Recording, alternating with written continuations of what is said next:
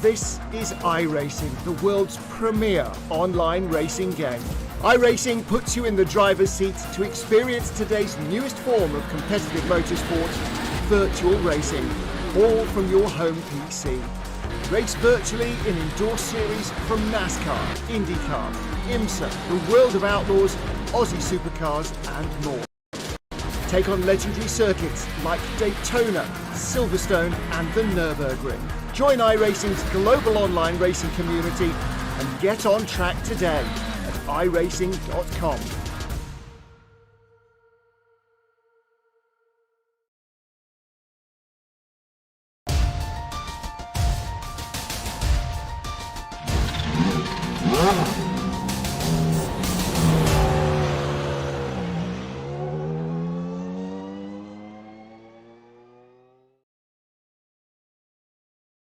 Tonight, we race for a title.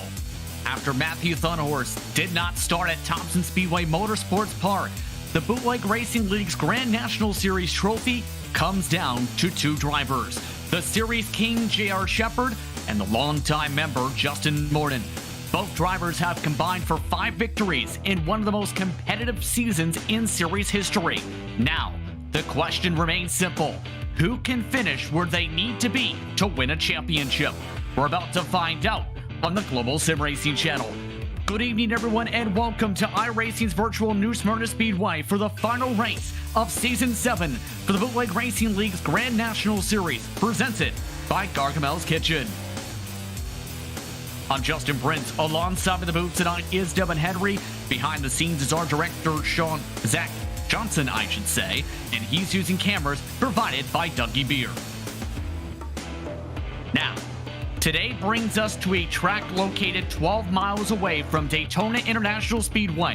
This facility has hosted great drivers throughout its history of more than 50 years. Let's learn more about it with our GSRC track guide.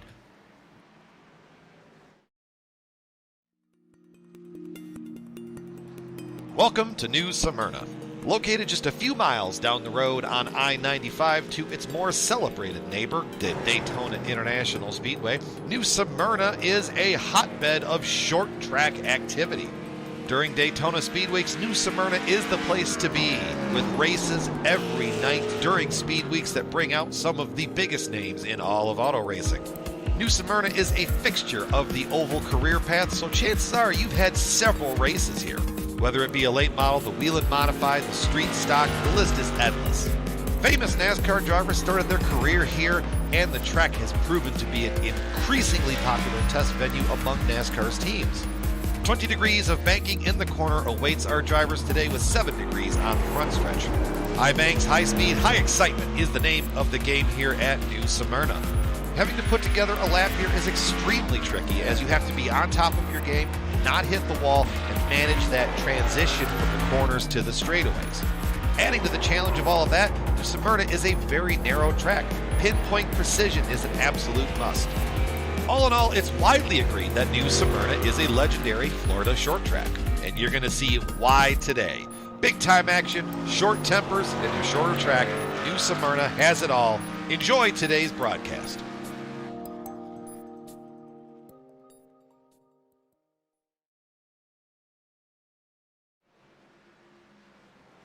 That was a look at your GSRC track guide for New Smyrna Speedway.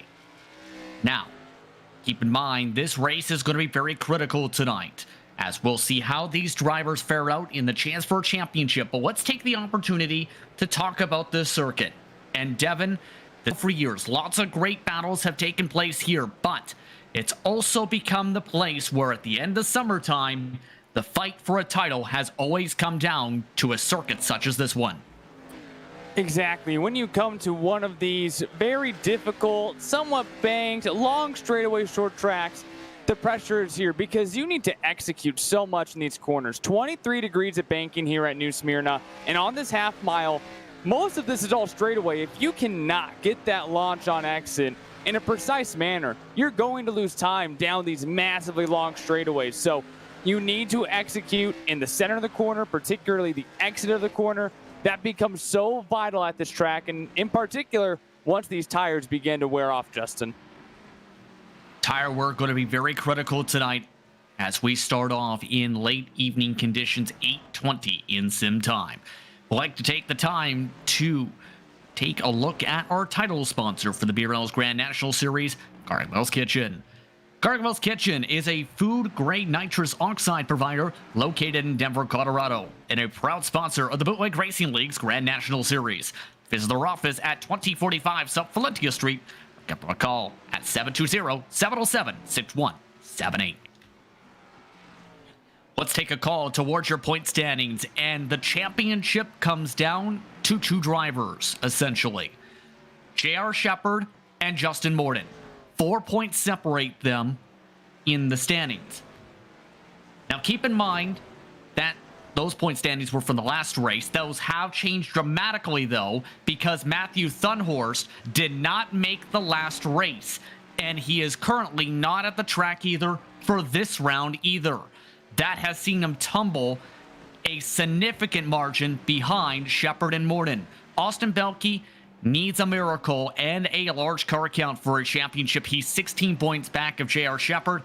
Matthew Thunhorst, even with missing a race, likely secures a top 4 in the point standings. Bruce Pearson rounds out the top 5 with 303 total points. Keep that in mind.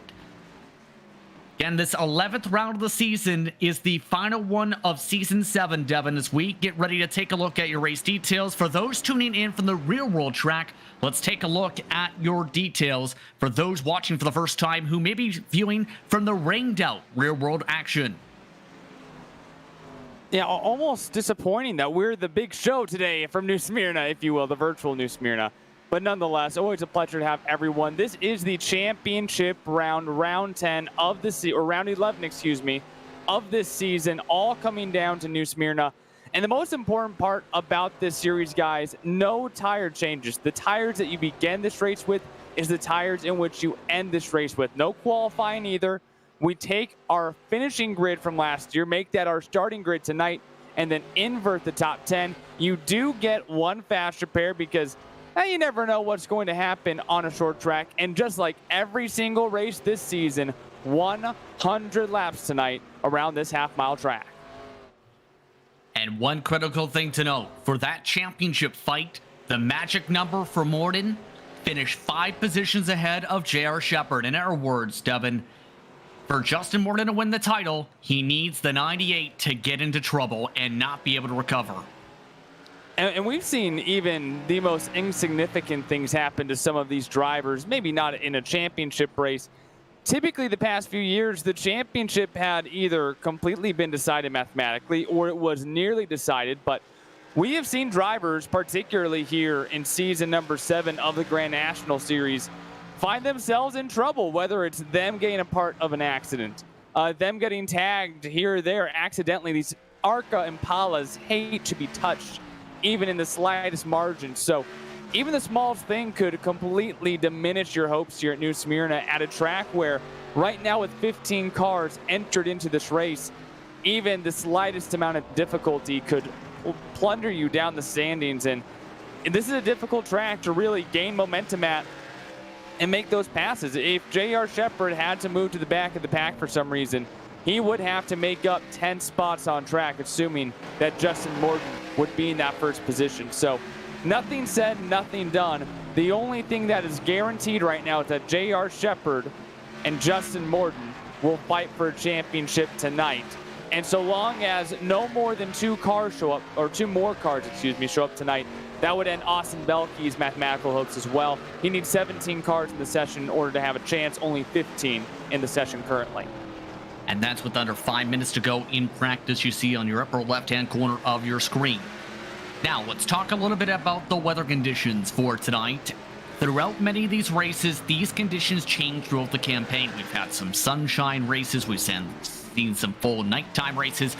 It is a sundown race tonight, with the in-sim time being nearly 8:30 currently. Track temperature 89 degrees Fahrenheit, very toasty. Also very, very hot in terms of the air temperature. Very similar to Florida, it's 86 degrees Fahrenheit, although the in-sim day is iRacing Day, May 15th, 2021. So a little bit hotter compared to a Florida May, but look at the bright side. At least it's not August, Florida. Yeah, no kidding, because then you could probably feel the humidity through your sim at that point too. But at the very least, the track temperature isn't blistering. It's only 89-degree track temperature.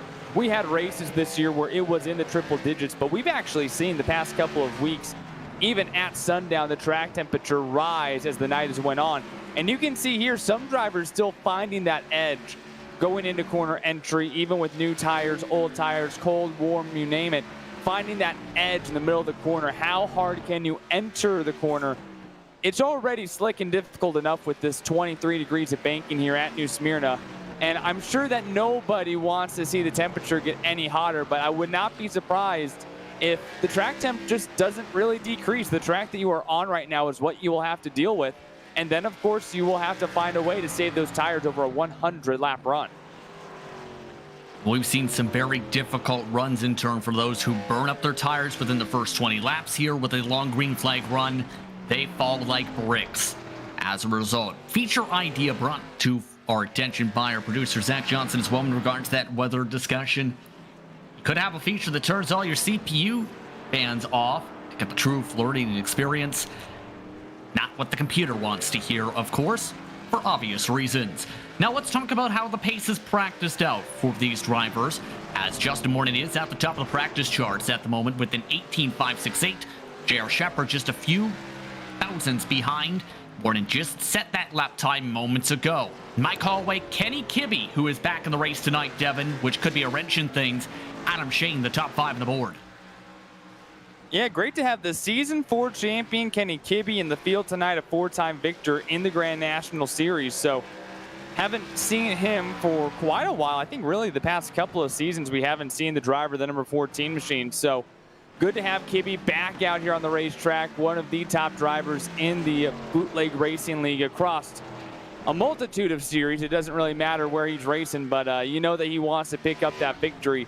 But J.R. Shepard is going to be the man to beat. He always seems to be, but this year has been so difficult for him when you brought in Matthew Thunhorst and performed so well. Thunhorst picking up 5 wins. Justin Morton looks more consistent than ever, and even Austin Belke had a ridiculous amount of consistency. But a win tonight would not only mean the 50th career victory through 7 seasons of the Grand National Series, which would actually technically be 41 more wins than the next guy behind him, which is James Lowe. But he is also looking for the Pavement Championship sweep this weekend. So the Bootleg Racing League runs 3 races on Friday night, 3 races on Saturday night. 5 of those 6 total races take place on the asphalt. J.R. Shepard has already clinched the title for the late model, trucks, super late model, and Tour Modified Series tonight. And last night, a victory tonight would guarantee 5 championships this season for J.R. Shepard in 2021 Season 3. That would be his 58th career championship across all the different BRL series. So, in essence, he would have 8 more championships across all series than he would wins in this series alone. Some incredible numbers for J.R. Shepard. And when you think about the history of the Bootleg Racing League that has stretched as far back as 1994, that really can put him in the history books as the greatest in BRL's history of drivers throughout its several decades. But now, it's the matter of securing the championship. Who will come away with the title? Let's find out. It's time to look at your starting grid for the season finale for Season 7. Inversion is now set in stone. Ryan Seneker will lead the field to green tonight, with Mike Holloway to the outside of the front row. Ruben Altis has a different paint scheme tonight. He'll start 3rd alongside Joe Sagawa. He'll also have a bit of a different scheme with the number 81 machine tonight. Austin Belke starts in 5th position, and then your championship competitors are 6th and 7th with the inversion. Bruce Pearson rounds out the top 8. It's been a rough season for that 22. Todd Liston looking for some luck from 9th. Kurt Smith looking to finish off cleanly rounds out your top 10 tonight, Devin. The boss man, Lowell Jewell, in the number 52 machine lines up inside of row number 6. Adam Shane in the Gargamel's Kitchen 65 beside him. Kenny Kibby will start off from the 13th position alongside Jeffrey Harden. and Brian Dean rounds out the 15-car field here at New Smyrna Speedway. That means mathematically Austin Belke cannot win the title. Officially, tonight is a race between J.R. Shepard and Justin Morden for season number 7 championship of the Bootleg Racing League Grand National Series. And on that note, these drivers will pace to get ready for tonight's race at this 0.48-mile facility and see how things play out tonight. One more pace lap, your keys to victory tonight. Well, we already talked about having that momentum on corner exit, needing to have that velocity going down the straightaway to keep up with everyone else. But I think one thing that might fall in a very tight second place battle with that thought is just making sure that you keep your car consistent in the center of the corner. Don't push it too hard and whip your rear end around. And if you don't do well in the center of the corner, you're not going to do well on exits. So watch out, center of the corner, don't push, and keep that right front tire protected. This could be a problem at the start of this race. Mike Holloway is suffering technical issues on the outside front row. We'll see how that factors in as the green flag's out. The final race of the season is underway.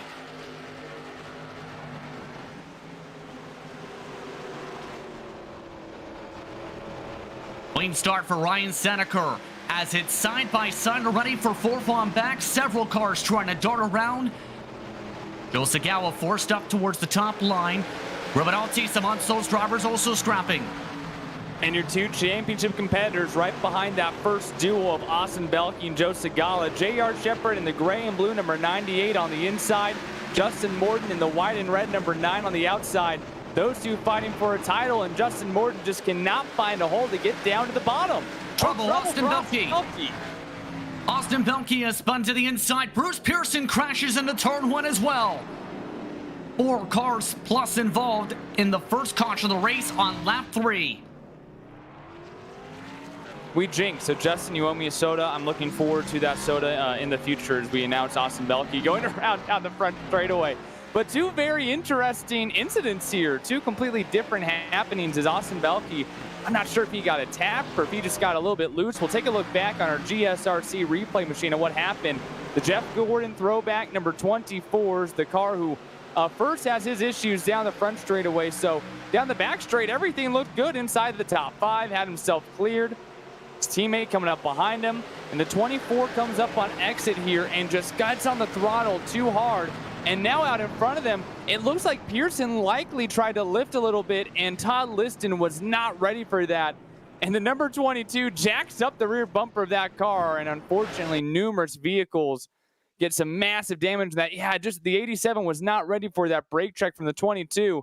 Oh man, Kurt Smith with nowhere to go, and they nearly light up that 22 over the wall.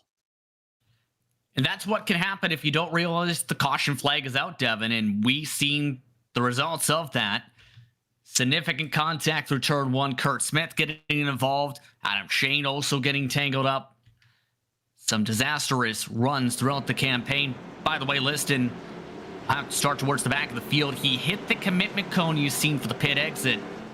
His black flag has been cleared. However, he has still lost all the track position. Kurt Smith has also elected to come on down despite having minor damage to his car. So we'll have to see what Kurt Smith elects to do here as he stays in the cockpit.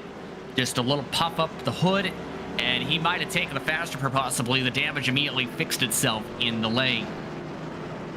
And you hate to have that 5 laps into this event. You do not want to burn that faster pair so early on. So we'll see if he's able to come back from that, or if maybe he's lucky and just was able to get a quick damage repair. But it doesn't matter because a lot of these cars had damage from that incident. So long as there is no engine damage and you are not low on RPMs, you're going to be all right. But I think the number one thing that no one wants right now is J.R. Shepard to P4.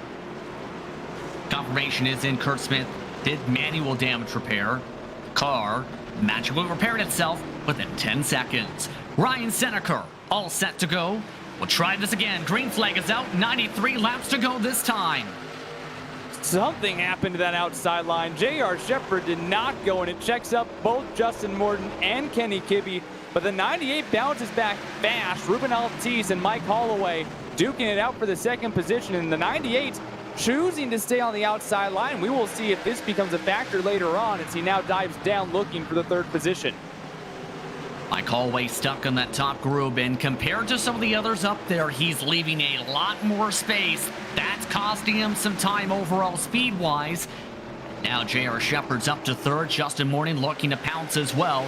To move up to fourth position does. Here comes Kenny Kibby as the conga line is in full effect underneath the two. J.R. Shepherd, though, wants the outside from Ruben Altice, rips it away for second.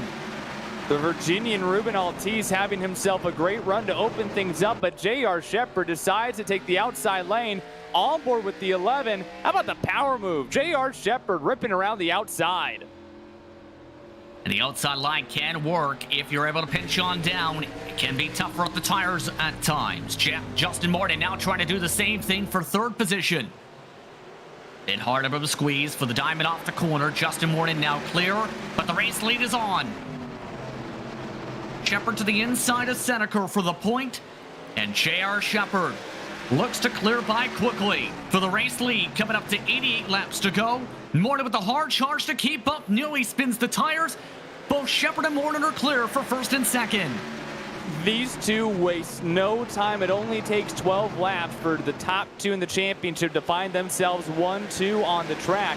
And Ryan Seneca has a very hungry Ruben Altice and Kenny Kibby behind him. So the number 19 just hoping to hold on at this point, while both J.R. Shepherd and Justin Morton already building a gap.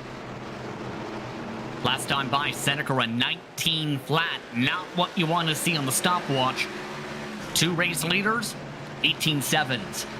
Here's the intriguing part of all this too. Kenny Kibby, we mentioned, has similar speed to them when he's in track position, such as the front. The problem is he is stuck in fifth position, already up 8 spots as he tries to get to the outside of Altice. Altice gives him the space. Good squeeze there by Kibby, really using that momentum on corner exit. And part of the reason why drivers want to use this outside lane is to have that burst of momentum down the straightaway. And especially when Altice is stuck on the inside and cannot, looks like issues for Lil Jewel, but we stay green. The number 52 machine has to take a tow to pit road. That is definitely detrimental as the caution did not fly as he was off the track. But anyway, back up in the very front here as Altice gets a little squirrely. When you just can't use that whole straightaway and rise back up on the corner, you have to take it easier on the throttle on exit. So whenever you have someone on your outside, it's just so much more difficult to carry that momentum coming off the corner. Can't confirm Lil Jewel has now pulled his car in the tow truck. A brand new look was on that 52 machine tonight. And now an our car has just joined him to the inside wall. Todd Liston has crashed down the front straightaway. No caution. He was in last position with that spin. And these are iRacing cautions. Therefore, if they are off the track surface, which does include a little bit above the grass as well, there is no caution thrown. You have to be completely stopped or turn the other direction on a racing line part of the track. More trouble. Joe Segala up and into the wall. That right there constitutes a caution. Great lesson for everyone. So 3 cars crash, and now the caution finally comes out. This time, it was with others around. It almost looked like, from my vantage point, Devin, that car just snapped right. May have been overcorrection, possibly. This track can get a bit loose when you burn the tires. Yeah, and we'll see him use that outside lane. Looking at it in slow motion, yeah, that car reached the point of no return very quickly. It was either drive it down into the inside, which you always hope that you can just at least correct it and then just keep going and lose some time. And at that point, he probably would have rather just spun down into the grass. Now he has some massive damage on the right front of that car. And that is where the outside lane bites you. You attempt to carry all of this momentum, all of this speed, particularly, we saw many guys have issues during practice in the center of the corner. You try to carry all that momentum, carry all that speed, and the rear end wants to keep going while the front end is still trying to turn the car. And that's where it bites you here at a track that is becoming now high line heavy, only 20 laps in. Similar characteristics from the last time this series was here, indeed. Now, as we're under this caution flag, we want to give a happy birthday to Sean Ambrose, who did a lot of the production throughout this campaign and throughout the past few seasons for the BRL's Grand National Series. Once again, happy birthday to Sean Ambrose. Happy to have the ability to have worked with him throughout his time here at GSRC. As these drivers get ready for the restart, these next few laps could be intriguing to say the very least, Evan. Yeah, and you know what, going back to Crackers, Sean Ambrose, I know no one calls him that anymore, but spent a lot of time here when this series first formed, the Grand National Series, now the Premier Series of the Bootleg Racing League, and he's been with us. I think it's been you, me, and Sean for about 7.5 or 6.5, 6 seasons. So Sean, of course, now moving on up, doing more things. He is definitely a Renaissance man. So happy birthday to him. Hope everything is going well for him. And man, I tell you what, now that you have this caution, and when we'll go back green around lap 23, 24 here, I gotta wonder if anyone wants to push things. You have to have these tires for all 100 laps. Obviously, Justin Morton will attempt to really get out of the gates here and move something around, but you gotta consider, when do you need to just calm down and save that right front tire? We've already seen the right rear may even be an issue as well. So I don't know, Justin, we'll see if anyone starts being a little more conservative here now that we're about a quarter of the way through the race. So we'll try this once more. Coming up to 76 laps to go. J.R. Shepherd in position for the title right now. Justin Morton needs a lot of help right now. The outside front row. Seneca, Kibby, Altis, Holloway, Dean, Shane in the top 8 for the inversion spots. Could be critical for next season. Green flag is out, back on her way, and J.R. Shepherd continues to dictate the pace here in Florida. First side-by-side right around Mike here in Florida. First side-by-side right around Mike Holloway and company. That's for the battle for 6th. Ruben Altis trying to still fight hard. A new paint scheme for his car tonight. That is a Billy the Exterminator car he is driving this evening compared to his usual paint schemes.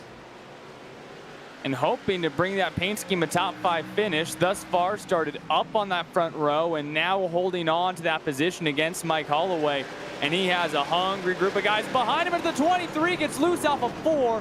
He's going to collect the 44, Jeffrey Harden, the 24 of Austin Belke in this as well. And no caution came out for this. Numerous drivers receiving some mighty large damage on their machines after this one. That is very surprising. Extremely surprising, because Brian Dean was on top of somebody and there was still no caution. Yeah, this is very interesting as now, I mean, Todd Liston is in trouble, Joe Segala, Kurt Smith, they all had to really take evasive action, and now as they try to reconsider and regroup, they're all stuck deep behind everyone, and you know Brian Dean wishes that he had a caution to take that fast repair. That Impala is not going to have much max RPM. He's already about a quarter of the racetrack ahead of the race leader after that contact. Austin Belke, we also seen, had that crumpled up hood. J.R. Shepherd, meanwhile, stays within 3.5 tenths up in front of Justin Morton. Kenny Kibby, meanwhile, has crept his way up to 3rd position. A one-time BRL Grand National Series champion. Has had some ups and downs when it comes to his starts. Has ran some part-time races in some of the past seasons. But Kibby looking to have some fun, looking like he's doing so here early on in this race, as now the top 3 have broken away by more than a second. And the 14 is just being patient right now. You have to go and consider your options here.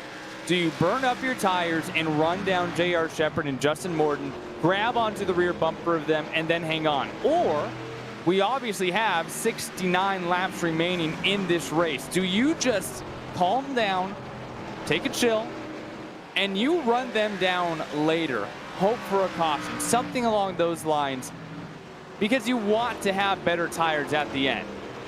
The more you can do to conserve those tires and still maintain pace, that is how you find victory lane here, as he has 4 times in the Grand National Series. Right now, he's running nearly a full second now behind Justin Morton. 18.9 for the cars in front. Kenny Kibby, 19 flaps. Everyone else, 19 ones on back on timing charts. Ryan Seneca has been reeled on in for the battle for 4th position. Altis looking like he's having one of his best starts to a race this season. He's had some decent runs throughout the campaign, has been known though to burn up the tires. Today though, he seems to be a bit more careful on that tire wear. And it's never easy either, being stuck in the heat of this kind of battle. He's able to have at least a little bit of a gap here on Ruben Altiz, so Seneca holds on to that 4th position.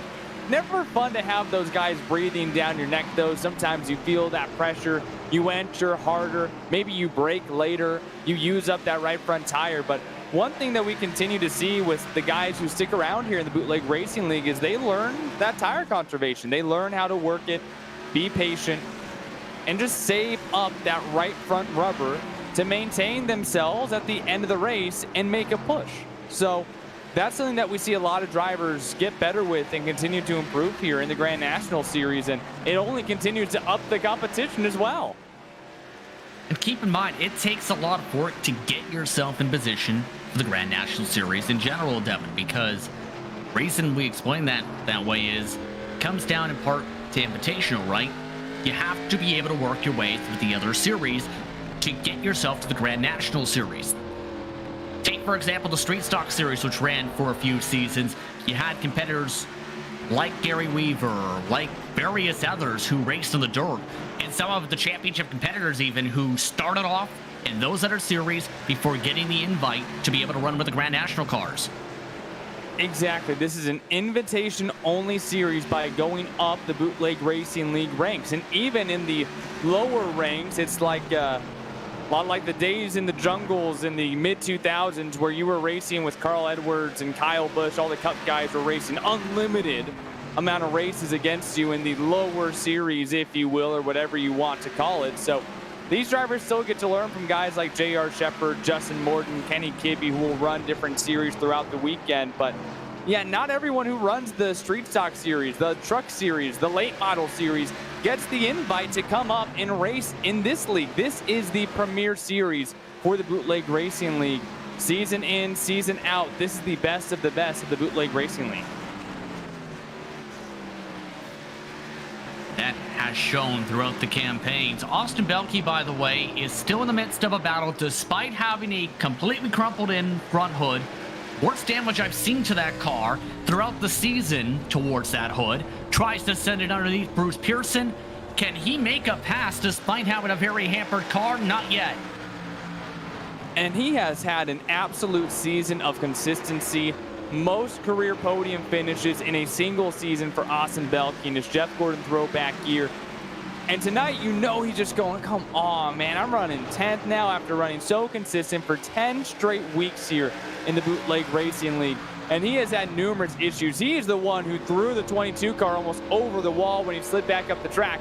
That's in part where the damage is from, and somehow Austin Belke is still able to hold on to the 10th position and putting up a fight for P9 against Bruce Pearson, the two who tangoed a little bit earlier tonight.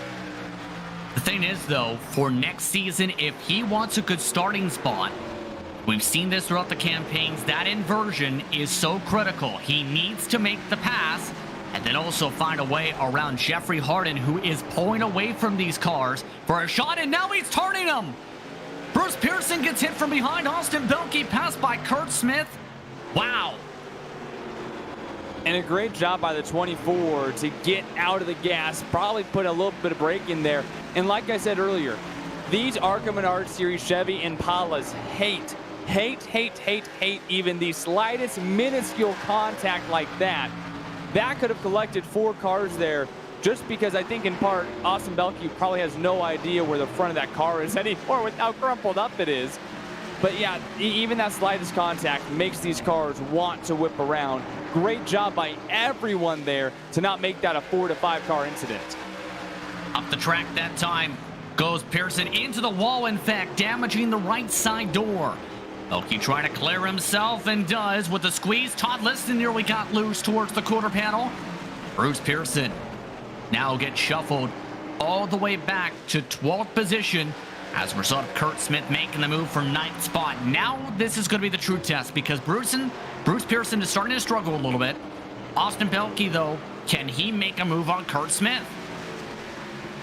And this right here becomes significant because when the season opener comes up for next season in a couple of weeks, as Kurt Smith rips it off the corner, now Austin Belke will attack him. We will once again have the starting order be the finishing order from tonight and invert the top 8. So if someone can catch up eventually to Jeffrey Harden, who's about 2 seconds in front of this battle between Kurt Smith and Austin Belke, that 8th position is the provisional pole for the season opener in 2 weeks. So obviously you want every spot that you can get anyway, but the difference between finishing 8th and finishing 9th is the difference of starting 9 spots different at the next event. And for Austin Belke, based on the pace we've seen throughout his campaigns, especially in recent seasons, if he was to get the pole, there's a chance he might be able to try and come away with the victory in that situation too. Keep in mind, we're just past halfway now. 48 laps to go, coming up to 47 this time by. J.R. Shepherd is still holding on to a 0.4 of a second lead. Kenny Kibby has fallen off a cliff, a 1/10 of a second loss per lap. He is now more than 2.5 seconds just about behind this battle for the race lead. And Kibby consistently has been slightly slower than Justin Morton, though the last time around, Justin Morton was the fastest car on track. Kenny Kibby was the second fastest car, so it feels weird saying this, but seeing that we are so early, quote unquote, in the race, I wouldn't be surprised if Kenny Kibby is just holding back. He didn't face much adversity fighting up into the top 3. I mean, I shouldn't put anything out there too abrupt because he did start, I believe, in 13th or 14th, so he has had to pass a lot of cars, but he got up there fast. So he could just be trying to conserve his tires, regain what he lost from his early battles. So I wouldn't be surprised if we do get a later caution if that 14 machine has a little bit of extra kick in it. But for now, we had 2 races this season, Justin, that went 100 laps green flag racing. So it wouldn't be surprising if this race goes all the way to the finish. It wouldn't be surprising if we get a caution here in the next half lap. That's just how it goes sometimes. By the way, Lil Jewel has pulled his car back to the pit lane. He did come out for 18 additional laps, was 4 laps down after his tow. He is now out of the race. Sandra Pylon now falling to 20 laps down as a result of his incident earlier. But Justin Morton is continuing that different line compared to Shepherd. That's the main differential I've noticed, Devin, throughout this entire run. Morton likes to run higher in 3 and 4 mainly. They've shuffled their lines a little bit since then to the point where Shepherd's trying to match Morton tire for tire. And the interesting part is the line differential, right? They're starting high and cutting down, exiting low in turns 1 and 2. Then you come back down the straightaway into turn number 3, and they are diving straight down to the bottom. Well, for the most part, Justin Morton taking a different approach here this time around is, oh man, J.R. Shepherd lets the rear end hang out a little bit. If I could and I could still see these two, I would try to take notes about their entry here, both into 1 and 3, because no one else is running their ARC Menard Series Chevy Impalas like this. The 98 and the 9 are running completely different entries than everyone else, and obviously multiple things are working well for these drivers as they roll up here on lap traffic. The number 23 of Brian Dean and the number 22 of Bruce Pearson, they are battling for the 13th position currently, but I'm looking in my mirror and seeing what these two are doing because they are wicked fast right now. Lap times 19.4s. Kibby is starting to pick up the tempo now to the 19.3s. A majority of the air drivers are in the 4s and 5s. Downside for Kibby, he needs a caution flag to test the true pace on how he might have saved tires here for this second half of the race. Bruce Pearson, you mentioned, is the next car up to be lapped here within the next 7 car lengths. Bruce Pearson is really struggling in the 22 just up the road from these cars, especially on exit. And these guys are peaking out down the front and back straightaway around 116 miles per hour and get it all the way woed down to about 70 miles per hour in the middle of the corner. So you have quite that tug and pull, that rocking chair going back and forth throughout the entire race. And it's never considered this in official races because I've ran D-Class ARCA official many times. And I don't think anyone hears about tire wear in the slightest there. But the way that your tires wear out completely revolutionizes what you have to do in that full of your corner entry, corner exit, the top speed and the bottom speed in the middle of the corner. So as these drivers continue to heat up their tires, because they're still growing, as they continue to wear as well, they are having to adapt and understand, how do I need to drive my car different in turns 1 and 2 and in turns 3 and 4 to maximize the speed that I have while still conserving whatever tire I have on both the right front and the right rear. So it's been interesting how they adapt. This is a fixed setup series, so you see the lines changing, not just driver preference, but also how do these drivers like to adapt to the tire wear happening on these cars. Always interesting to see on these massively long green flag runs. 33 laps to go this time by for J.R. Shepherd and Justin Morton. And Morton still trying to provide chase. They have lapped by Bruce Pearson, you've seen, but it was close because Bruce Pearson tried to let him go, and now the caution flag's out. And we'll have to see the reasoning, because there is a car going to the pit lane and there is a dent to the front hood. And I'm pretty sure that this car may have drifted to the pit lane and went around sideways enough to trigger the caution. Adam Shane with issues to bring out a caution flag, and we will go back green with under 30 to go. Basically all black. I can barely see the 65 on there, but nonetheless, we'll see him come out of 4. We'll see if this is just a classic too much through. Oh no, he overcooked it way big time on entry. And that's part of being forced to adapt to what you have. And then he stopped at the bottom of the racetrack, right at the edge of the racing line. And you can't do that. That's an immediate caution flag trigger. And I don't think that was intentional or anything. He was just trying to get that car wound down before you find that pit wall, because it will absolutely impale the front of that car and end your night. So the 65 really got in too hot. You try to get on the brakes, but it's already too late, and that car drifting across turns 3 and 4, bringing out our next caution. And now, Justin, we will find the truth. Was Kenny Kibby saving anything during that massive green flag run while he was over 3 seconds behind your leader? He will start on the inside lane, so that 14 machine going to take the fight to Justin Morton on this upcoming restart. Starting bottom line, row 2. This allows some of the other drivers in turn to gain back a lot of time. Adam Shane, the only driver on track who is laps down, no lucky dog. This caution flag, because he was the caution flag trigger. Or rather, I should say Bruce Pearson is the lucky dog. Lap, rather, in that regard. So that saves Bruce Pearson's race.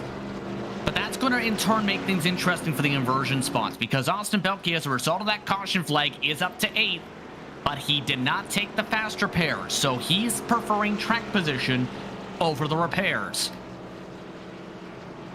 The only driver who has taken a faster pair in this race and still remains on track is Adam Shane, who was a lap down. Everyone else still has that faster pair in their back pocket. Obviously, engine damage is a thing in iRacing, where you need to make sure that you have that car in tip-top shape in order to make sure that you have the necessary speed. But Austin Belke has had the most issues tonight in having contact on that front end, and the 24 will restart in the 8th position, the preliminary pole for our following events. Meanwhile, for J.R. Shepherd and Justin Morton, our 2 championship competitors, we'll see how they take off here. We know that J.R. Shepherd certainly loves to mix up those restarts, and everyone for the first time has immensely worn tires, and now a little bit on the cool side as well.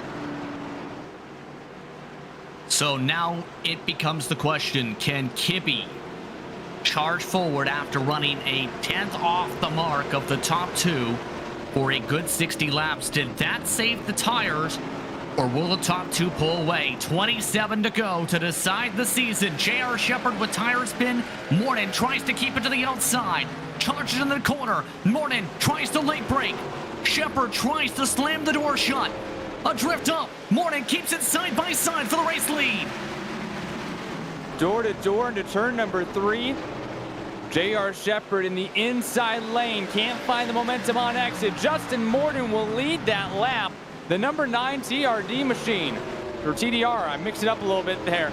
On the outside with that momentum, Kenny Kibby just stalking behind them. Those drivers from Total Downforce Racing have to be nervous. Bit of contact to the quarter panel of Shepherd. Shepherd shoves him up the racetrack. Morton still late brakes. This is the biggest opportunity Morton's had all night for the race lead. Kibby now closes up. Morton keeps the drag race up down the back straightaway. Shepard not backing off easily though. Tries to clear again. Near contact yet again as they drift their way up the corner. Biggest issue for Morton right now is that he is not having that car settled on exit.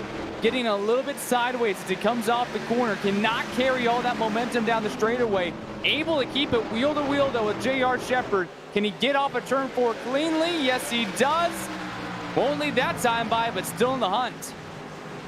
Not backing down still. Kenny Kibby starting to use the second lane as well. Wants to follow Morton if the hole does appear for him. Morton trying to keep that open. He drifts too high up. Shepard just about clear. Just about keeps it side by side and does. Still 22 laps to go. And you see J.R. Shepard forcing the 9 up the track a little bit. J.R. Shepard knows he wants to be in that outside lane, so he's entering a little bit higher. He's not on that yellow line. The 9 has to respond, give him a little bit of room. And somehow the 9 machine, even though he's been somewhat drifting up the corners, he still has all that speed and momentum down the straightaways as they are still door to door, 20 to go this time by. Coming up to those closing stages. Morton drifts way up. Shepard slams the gas. Tries to clear himself. Gets too loose yet again. Here comes Morton with the drag back. And phenomenal recovery there by Morton as well. He had to get that exit and got the exit he needed to. Now tries to get the pole. Shepard with a later arc this time. Mike Holloway, Ruben Altice are staying within range along with Austin Belkey, who has quietly moved up to 6th with all this. Morton still keeps it to the right rear quarter panel with the final few laps of the season taking place from New Smyrna Speedway. Morton just does not look comfortable, particularly on corner exit. Pushes in the center. J.R. Shepard does not have that quarter panel clear, and the 9 still has the opportunity to stay in the outside lane. Just doesn't look comfortable, doesn't look settled there. I'm curious how many more laps the 9 car can do this if the 98 does not make a mistake. Morton a hard send, a 4-wheel drift. Shepard slams the gas down. Kibby slams down to the bottom. And J.R. Shepard is clear. J.R. Shepard now is in his control of his own destiny. Morton's right rear starting to light up. He nearly drifts out of the corner. His championship hopes starting to fall apart. That 9 car is just looking like a dirt street stock now, which we, of course, had the championship last night as well here on GSRC. But now, Justin Morton in the grasp of Kenny Kibby. So, oh man, just look at how unsettled that car is on corner exit. He used everything that he had to battle with J.R. Shepard. Now with 15 to go, he will battle just to hold on to that second position and hold on to that race car. Side by side now for second position. Kibby sees an opportunity. Morton sees the championship falling out of his hands. To have any shot, he needed that race lead to be clear, and now it has fallen apart. Shepard is 14 laps away from his 50th career victory in this series. Morton needs a caution for any sort of shot. Kenny Kibby hasn't ran this season, fighting back now for that second position, the season 4 champion of the Grand National Series. And I'm not sure if Justin Morton would rather be on the inside or the outside. He just does not look like he has that right rear left anymore. Gets a break here, and everyone's about a half a lane up on the track right now in the corners. That's been that line to get that extra bit of banking, to get that ramp off the corner we talked about earlier on. 12 to go this time by. Things settling on down. Of note, Kurt Smith is in the final inversion spot. Brian Dean, who did not take a fast repair, is still battling along for that position, and Jeffrey Harden has been shuffled to 10th position. And with everyone beginning to settle things out, they're all finding their rhythm again to end this race. Kurt Smith in the 8th position currently holds that provisional pole spot for the season opener next season. So he has himself a half-second lead over Brian Dean. That will be a great benefit for Kurt Smith to open up season number 8. Especially with season 7 being so disastrous for the number 6. But we're down to the final 10 laps of season 7, and the caution flag is out. It's Brian Dean in the 23. And now Morton has one last shot to get a victory. It's going to be a long shot, but it's better than no shot at all. Take a look back at what happened to the number 23 machine, battling just behind Kurt Smith in that provisional pole for next week. See the 6 get himself out of whack. Everyone battling such worn tires, and even the track conditions not ideal necessarily. You see him come back down the straightaway here. The 6 machine of Kurt Smith in that 8th position, coveted position for that provisional pole. I think coming off the corner, just got a little bit loose. Man, not this time by, but you can see just how uncomfortable all these cars have gotten off this run.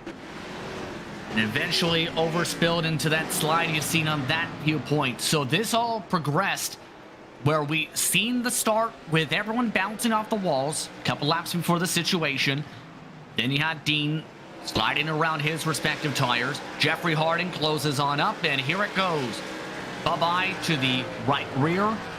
4-tire lockup, and because he stops right in the middle of the racetrack, that's enough to trigger the caution flag to bring us to the final restart of the season. Next caution will likely bring us towards that point of no return. No green-white checkers in the Bootleg Racing League, so this is likely it. We will go back green, likely coming to 5 laps to go, which our last restart, it took about 10 laps to get that situated. Justin Morton did lead laps, but the big question is, does he have enough rubber to make this work and take this battle to J.R. Shepherd? You are not even worrying about the points or the championship situation. If you are Justin Morton, you are just looking for your 6th career Grand National Series victory. And looking like we'll have 4 laps for that restart as the lights stay on top of the iRacing pace car. Adam Shane was the lucky dog this caution flag period. And for those keeping track at home, J.R. Shepherd came into tonight with a 4-point advantage for Justin Morton to win the championship. He not only needs to be able to take home a victory, he needs to be able to have J.R. Shepherd lose not 1, not 2, but possibly 3 or 4 positions on the restart. Otherwise, the win would be in vain. Shepherd has the mathematical advantage to secure the championship even without a victory to close off the campaign. Stack them up 2 by 2. Morton and Shepherd on the front row. Kibby and Holloway in row 2. And then you have Ruben Altice and Austin Belke in a recovery run here. And the 24 get himself another top 5 this season. His average finish has been around 4 throughout the campaign, but it's 4 laps to decide the season. Shepherd in control. Green flag is out. Good launch from Morton. Not able to keep it side by side though. Shepherd slams the door quickly. Altice dives through a door underneath Mike Holloway. Can't keep it towards the front end of Mike Holloway's car. He loses ground for 4th. Single file now for the top 3 as they fight hard right on behind with 3 to go. Whoa, trouble. The 11 gets into the 2, and just like that, our race might just be over. And that could be the final caution of the season. Mike Holloway turned in the battle for a top 5 and what would have been one of his best finishes of the season. And now the field will come to 2 laps to go, this time by the iRacing pace car. Floors it to turn 1. And I think that will conclude it. It will be 2 laps to go, and they will not be re-racking them next time by. So with that, it looks like win number 50 in his Grand National Series career for J.R. Shepherd. I assume that they have enough fuel to make it, so there shouldn't be an issue there, guys. Don't be concerned about gas, let's put it that way. That's not going to be a panic yet. Unless you magically find a way towards burning up the fuel. Several gallons in 1 lap. Speaking of which, there is 1 lap to go in the Season 7 campaign for the Bootleg Racing League's Grand National Series. The season started off with a bang, with Matthew Thunhorst quickly inserting himself into the championship fight. It was him, Justin Morton, and J.R. Shepherd who fought hard for each of the victories throughout the Season 7 campaign. And now, he gets to add yet another BRL championship to his trophy case. For the 5th time this season and for the 50th time in his career, he wins in the Grand National Series. J.R. Shepherd is your Season 7 champion. 5th championship in the Bootleg Racing League Grand National Series. Sweeps this season a BRL payment series and picks up his 58th career Bootleg Racing League championship across all of the different series since it jumped on iRacing.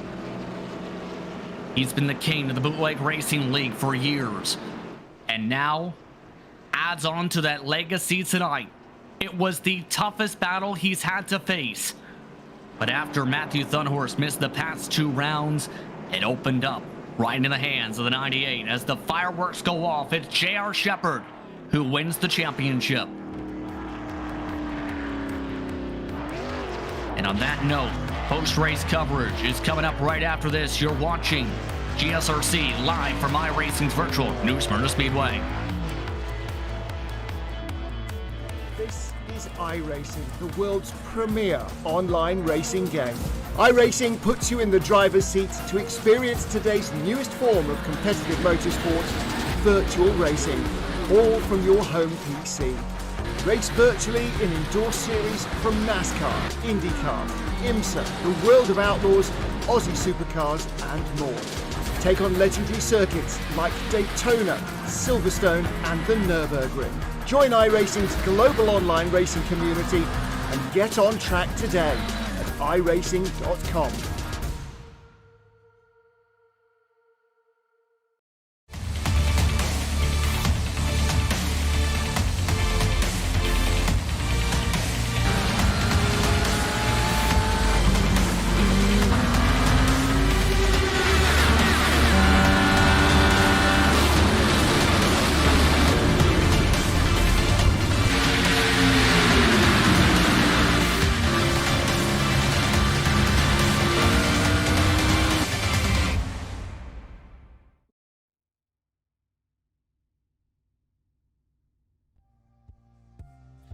Welcome back to GSRC's coverage of the Bootleg Racing League's Grand National Series, presented by Gargamel's Kitchen, a food-grade nitrous oxide provider located in Denver, Colorado, and a proud sponsor of the Bootleg Racing League's Grand National Series.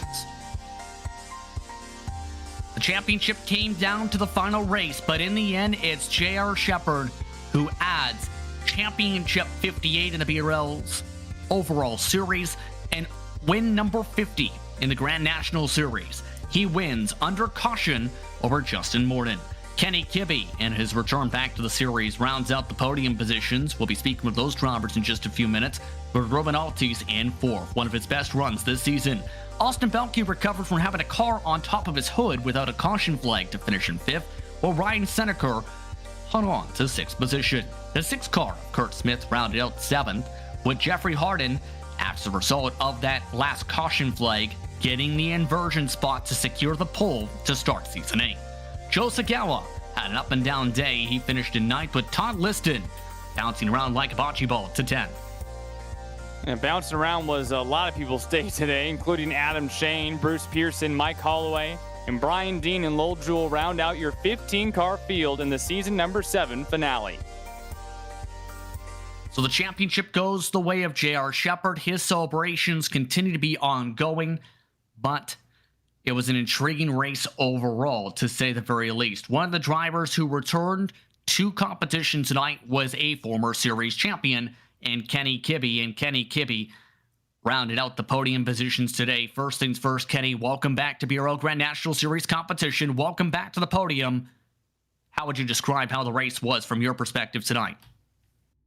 Well, the ending result was exactly what I was aiming for. You know, I knew those two guys, Justin and JR, they were going for the championship. So, if I could finish behind them, that was going to be kind of like a win. I was still going to race them, and I did, but I didn't want to do anything dumb in that situation when I'm not going for points. But yeah, I mean, it was a grind. It's really hard to pass here.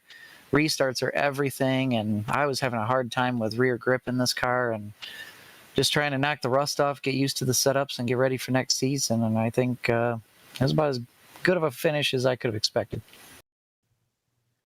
So overall, when it comes to tonight, what do you feel you could have changed in turn on your approach? Because at one point, keep in mind, Kenny, you did lose a tenth a lap for a good 60 laps before the late cautions came out. Yeah, I was really trying to figure stuff out on that kind of long run we had. I was trying different stuff, and I saw the line those guys were running, and I just, like I said earlier, I was having problems with rear grip. I think if I could have changed something, I think I would have bumped my brake bias up a little further than where I started it at, because I'm pretty aggressive with that, and I like a lot of rear brake, but it makes the car loose sometimes, and I was a little too loose tonight. So that's probably one thing I would have changed, but I got to figure something out at this track. I'm decent here, but not really a race-winning car quite yet. Now, you mentioned preparing for Season 8.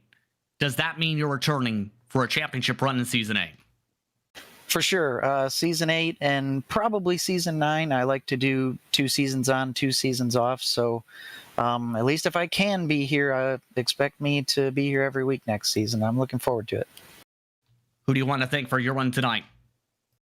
Well, just everybody at the Bootleg Racing League. Had some great races tonight. It's been great to come back and join the group again.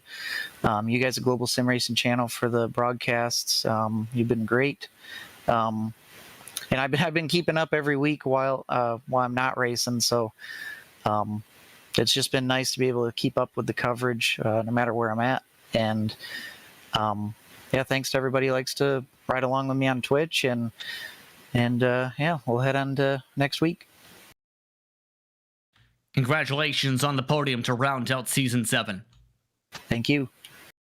Kenny Kibby comes home with a third-place run from 13th starting position, but it was just not enough for Justin Morton to secure a championship tonight. Battled hard for the lead, battled as hard as he could, put himself in the positions he needed to fight for a championship, but in the end, the total 5 points short. He's with Devin Henry. Justin Morton, second on track, second in the points, and made that ARCA Menard Series Chevy Impala look like a sprint car going around New Smyrna Speedway. I tell you what, you gave it your all. It was very obvious during that, 10-15 lap run around lap 70 where you and JR just duked it out. You laid it all out there on the line. Take me through those final 25 laps, Justin. What was going through your mind, and what did you feel like you needed to do to execute to the best of your ability?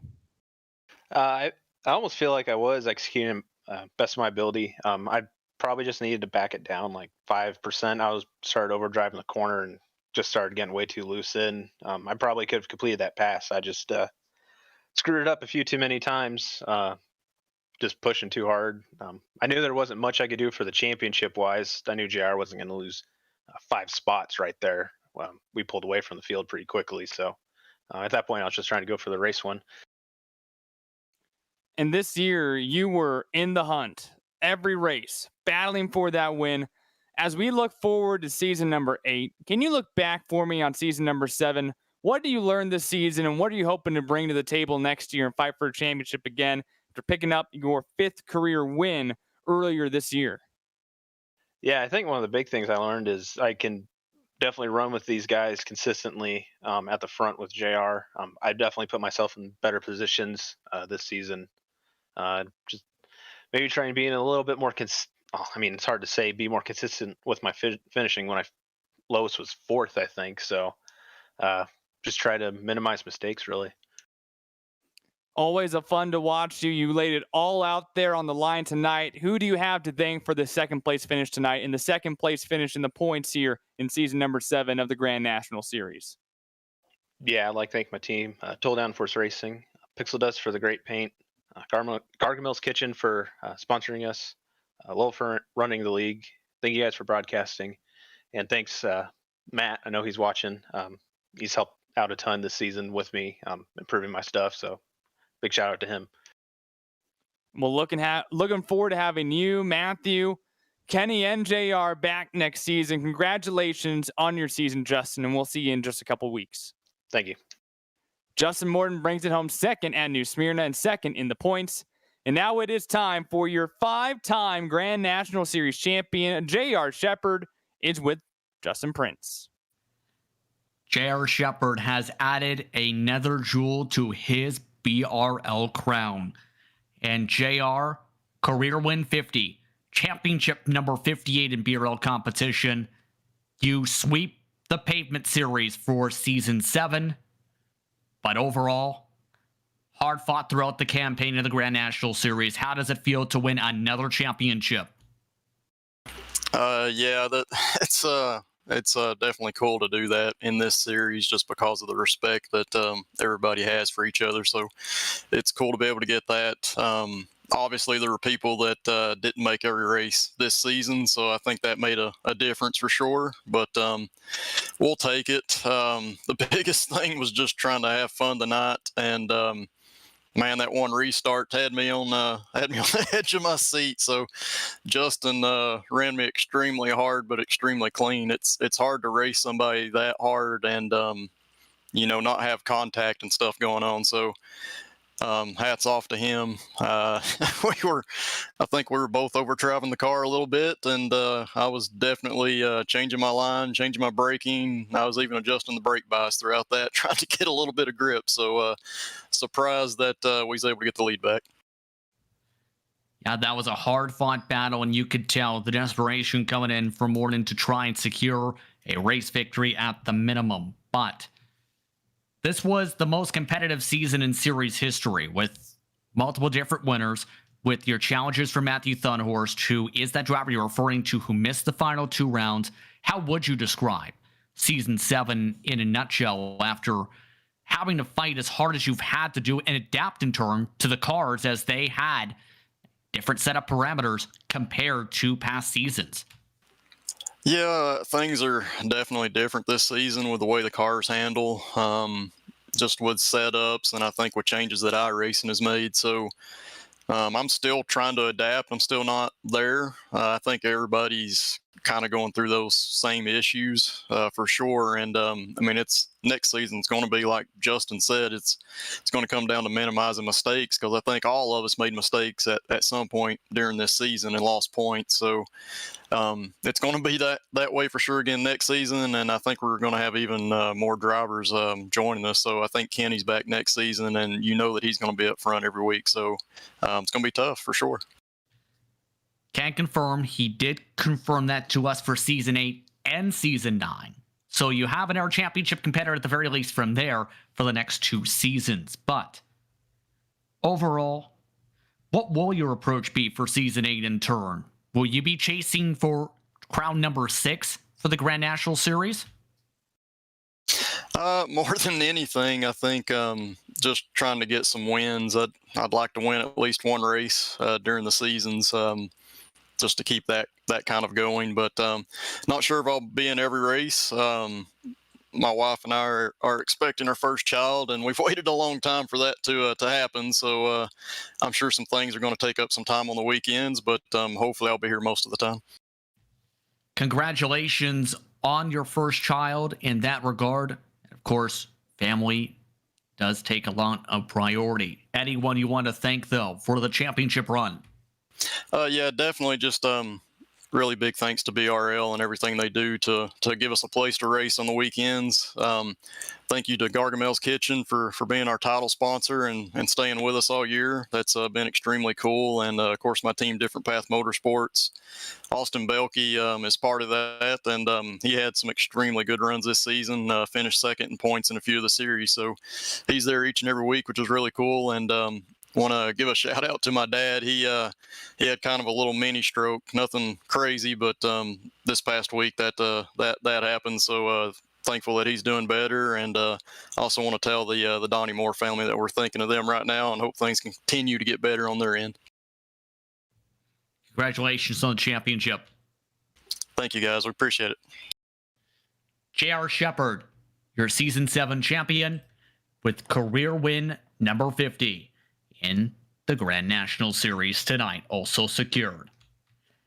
Now, your final thoughts, first of all, on how this race played out tonight, Devin, because It was a hard-fought challenge from Justin Morton, but in the end, just couldn't get the run he needed.